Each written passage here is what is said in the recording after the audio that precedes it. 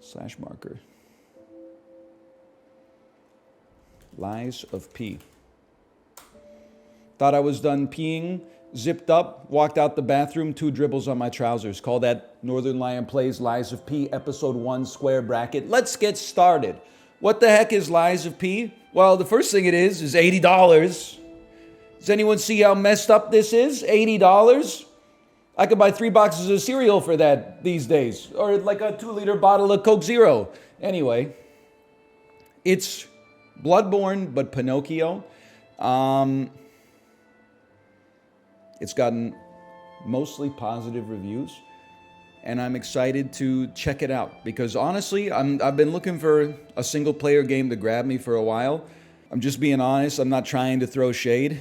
I have to say this because otherwise people are going to be like, what about, So I'm just going to head it off at the pass. Armored Core didn't really grab me. Armored Core, I bounced off. I fought Baltius. I bounced back in. I did a bunch of other missions. I bounced off. I fought another boss. I bounced in. But I was kind of like I was doing a sine wave the whole time. I'm hoping that Lies of P perhaps grabs me a little bit more. But first, I'm going to agree to the end-user license agreement. Start a new game. Is there supposed to be audio here? Now lying. Bro, it doesn't say now loading. It says now lying because it's about Pinocchio. There is audio? Can you hear me? Hang on, maybe my headphones are broken? P organs are the source of your powers. So true, girl, so true. The strength you need. Oh, man. For free? P organs are the source of your strength. Use the P organ slots to activate your character's latent abilities. If you equip quartz in each of the slots in a single group, you can gain the group synergy effect. Each time the synergy effects of 2 groups are activated, the next step is unlocked. You can get a greater variety of effects as you take your P organ to higher phases. Of course. Here it is. The Nini works. Everything you see here belongs to the Nini. The classiest playboy and most brilliant inventor in Krot.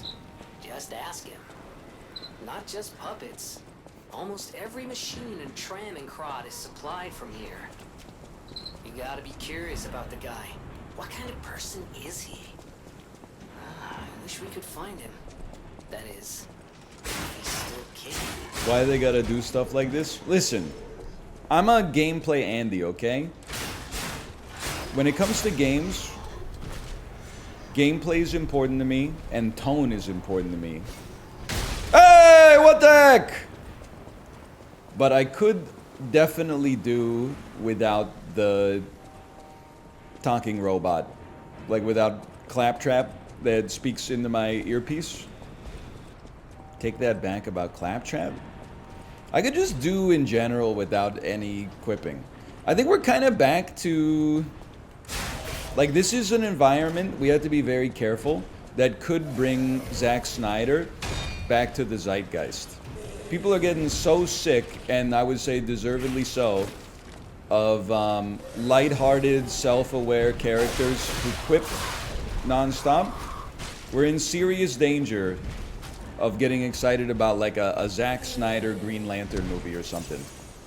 Yeah, we need more sincerity and less detached irony. And it's hard for me to say that as somebody who, grew up in the 90s, whose Facebook statuses said I'm fluent in sarcasm, etc., etc. We need more sincerity. Only millennials have an issue with irony poisoning? Nendroid, you must understand the irony, which is itself ironic, because anytime I see your name in the chat, you're complaining about something. You got a problem with everything. You're going to tell me that only some people have a problem with something? Like you're not an authoritative source on the subject. Is this a Chuck Palahniuk novel? Because it's honestly like you seem like an unreliable narrator. He's already dead? I didn't mean it to be insulting. Like they meant it to be insulting. And I simply replied by observing their behavior and their track record of behavior in this chat. If you don't wish to be perceived, then say nothing. Thank you, by the way. someone said most base thing NL does is skip dialogue every time. I appreciate that. I catch a lot of flack for like skipping dialogue. If I'm playing like a game that is narrative driven, I'll listen to the dialogue. If I'm playing David Cage's Detroit Human, or Detroit Become Human, I mean, that's what I'm there for, is to see what the heck got into him this time. But if I'm playing Bloodborne, I know I'm gonna walk up to an enemy, or an NPC, I should say. Every NPC is my enemy, though. And they're gonna go, hee hee hee, do you have this? You wouldn't happen to have this score for the football match, would you? It's all fruitless now. To reference that classic tweet.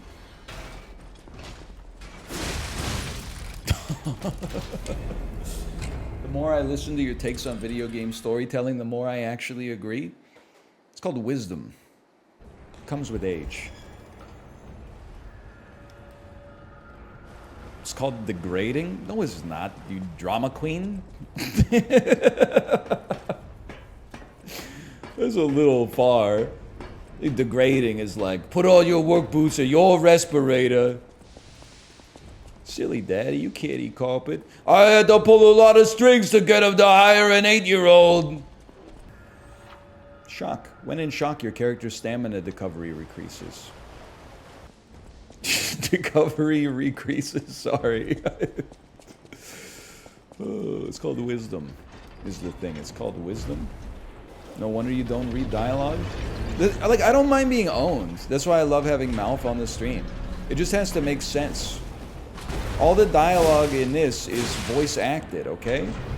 I don't listen to the dialogue. Reading got nothing to do with it.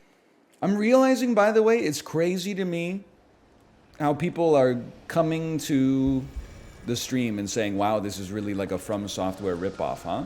Yeah, that's why it's good. All of the other From Software ripoffs, the biggest problems that I had with them were the things that they changed. In this one, I'm like, this is the best non-From Software game. And it's because they literally just put the shit in a Xerox machine and said, like, run it back, but slightly worse. Which is really what it is. It's not slightly worse than like, Sekiro is still really good. No, I haven't played the Monster Hunter Niantic game. Again, I can only give you my opinion. I'm not like other gamers that are trying to tell you, like, this is the way it should be forever. By the way, I said, okay. Sorry.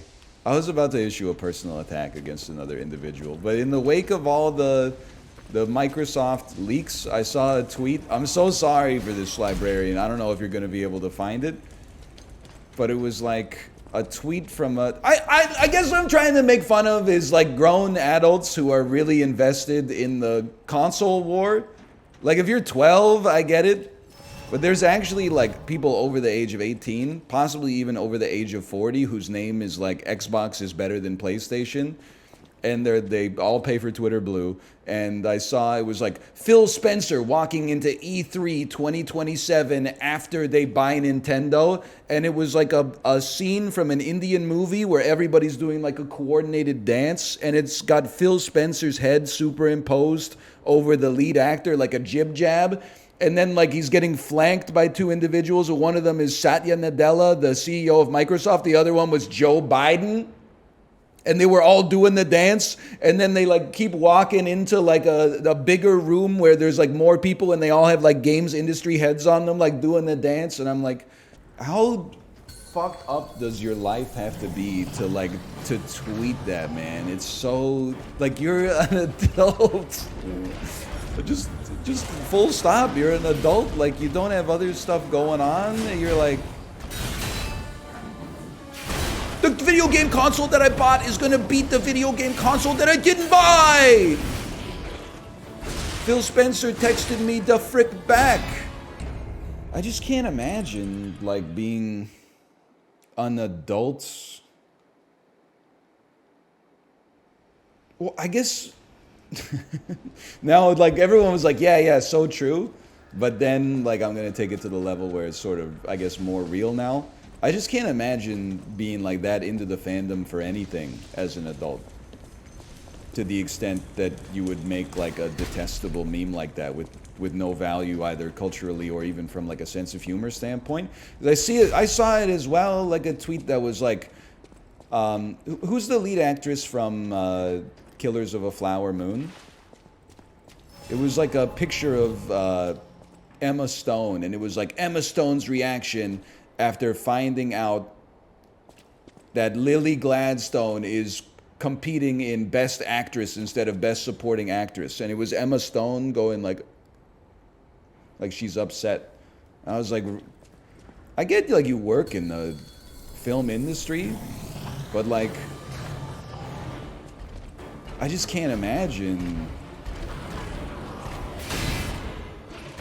I don't know. I that's just a joke though.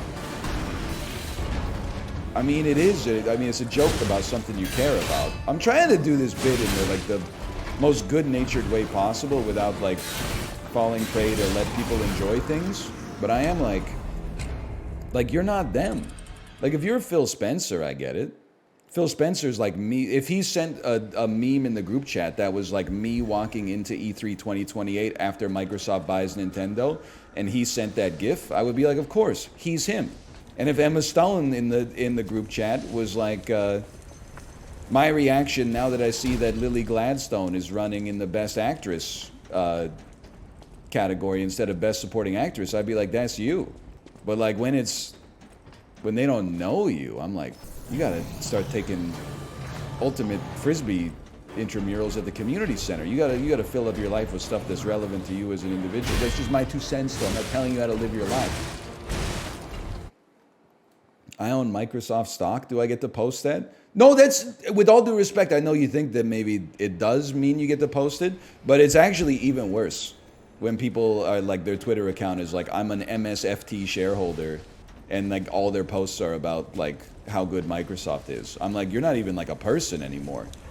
You're like a shareholder first and like a human being living their one life on planet Earth second. Even the dude who's the CEO of Microsoft, like the first thing in his Twitter bio is probably like husband, comma, father, comma, inventor or something like that. And your ass, the first thing in your Twitter bio is I own Microsoft shares. Like, just look at the Patriots.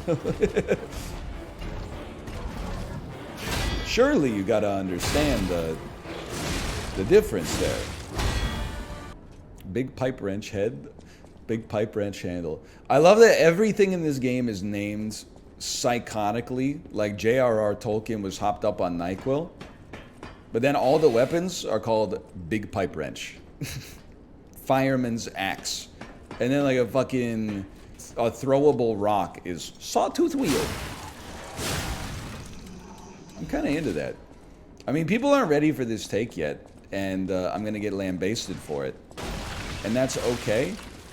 I genuinely think if we're talking Game of the Year right now, Lies of P might be my current number 1. I know it's a little crazy. Number 2, Texas Chainsaw Massacre. Number 3, I wouldn't know, honestly. Play more games? You understand the irony of saying play more games so that I can have the same Game of the Year as you, right? No, I don't? Well, okay, fair enough. Then I understand why you said it. Yeah, I think this is why I won't make a Games of the Year list. I think Lies of P is number 1 for me right now. Recency bias? No. You can only call something Game of the Year after it's been out for, hey Siri, when did Baldur's Gate 3 come out? You can only call something Game of the Year if it's been out for 48 days, okay? If something's been out for 8 days, that's recency bias. At day 47, that's when you can start to accurately figure out how you feel about things. So you know the Game of the Year is actually Baldur's Gate 3? No, I don't, because I don't concern myself with what the Game of the Year is. My Game of the Year so far is Lies of P. Any variety of game may be better, as long as I've not played it, that's for sure. I'm not worried about I mean, again, if I were Macros, I could understand this opinion. Because I worked on Baldur's Gate 3, if I were Macros. But if you're just like a guy and you're like, I can't believe GameSpot's giving Game of the Year to Tears of the Kingdom instead of Baldur's Gate 3, I'm like, little bro, you're not Baldur. I'm Baldur, and I still don't even care that much. I'm not in my I don't care about anything phase. I'm just in my, like, I don't care about the, you know, like the conversation of, like, how does this affect Baldur's legacy phase. I'm back in the video games are toys phase. Do you think people take games too seriously? Yeah, I mean, it's their life. I guess what I'm trying to tease out for myself, it's hard to say it eloquently. I think that people get into video games, at least I can speak from personal experience as when I was a younger man, not as a younger man now, obviously. I feel like you get into video games when you're younger, because you're like, this is fun. And then naturally, the compulsion is to be like, this is what I'm interested in, so I'm going to learn more about it.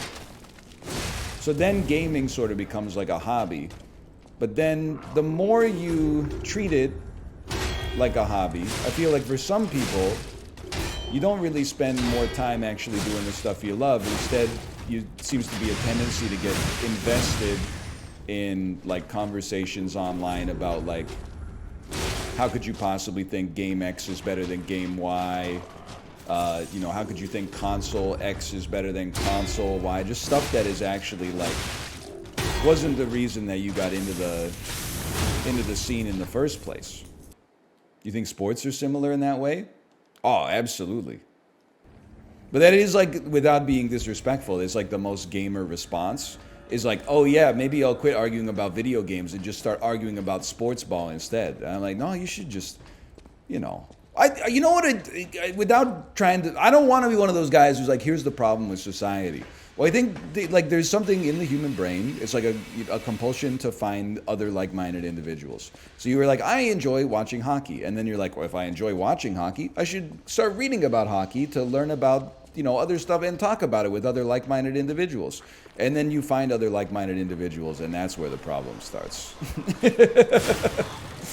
Because now it gets wrapped up in, you know, your identity is like part of it. So you're like, I own an Xbox. You bought an Xbox because you love Halo. And then like 2 years later, you're spending all your free time arguing online that like Microsoft is going to kick Sony's ass in their quarterly reports coming out next week. And you're like, I think if you know, it's the boiling frog in the hot water. Like if you age 15 were asked if that's what you wanted to do with your time, you'd be like, no, that's like a loser's pursuit. But, you know, night by night, you sort of just find yourself getting more, because you make friends with the people on the Xbox forums, and you get inside jokes together, and then, you know, you get the idea. I'm sure it applies in, like, other fields. Like, I don't think it's just games.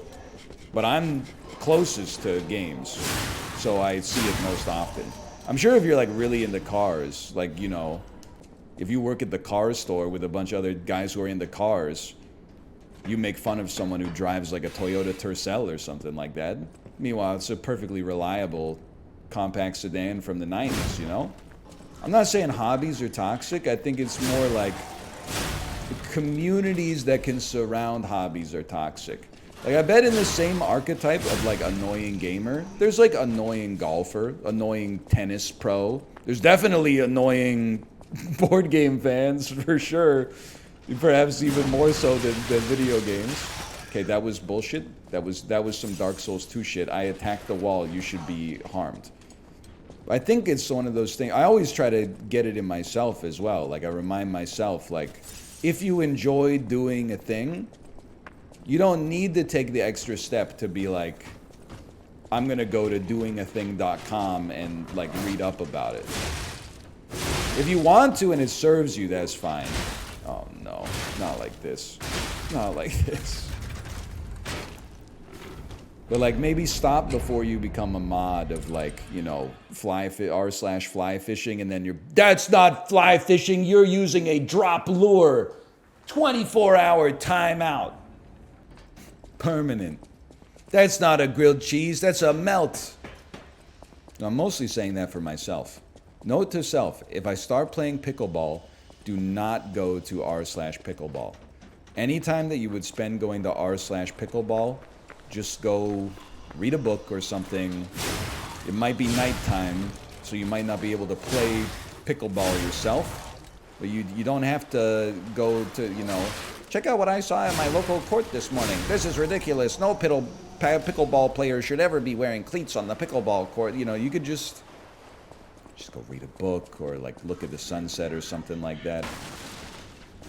I mean, why would you wear cleats? Listen, as someone who's never played pickleball, I just tried to think of something quickly.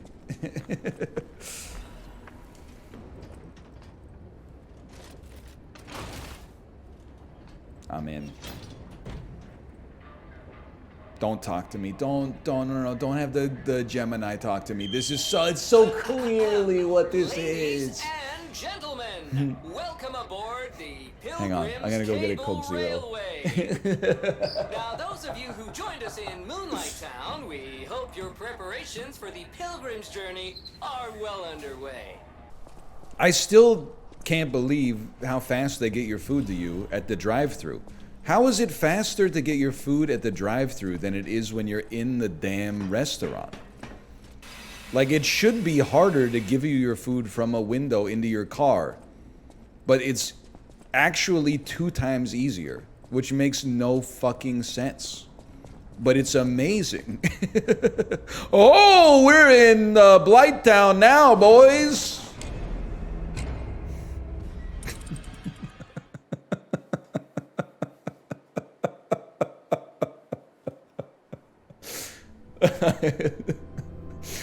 Oh, man. Everybody's gonna do that. That's so funny. Oh, man. I mean, that being said, it's not like North America doesn't have its own delusions. Like, the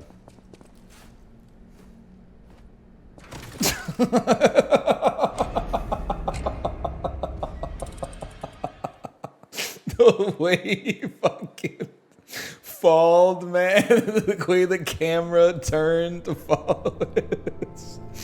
It's so funny. Oh, man. Yeah, well, we're not the same, are we? Because my favorite commercial is, let's pretend we don't exist. Let's go to Outback tonight. I dream of bloke-sized lagers.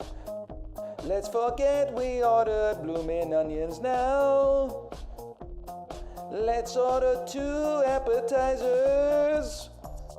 I'll get the bloke-sized cactus fries. You'll get the blooming onion burger. Let's pretend we don't exist. Let's go to Outback tonight.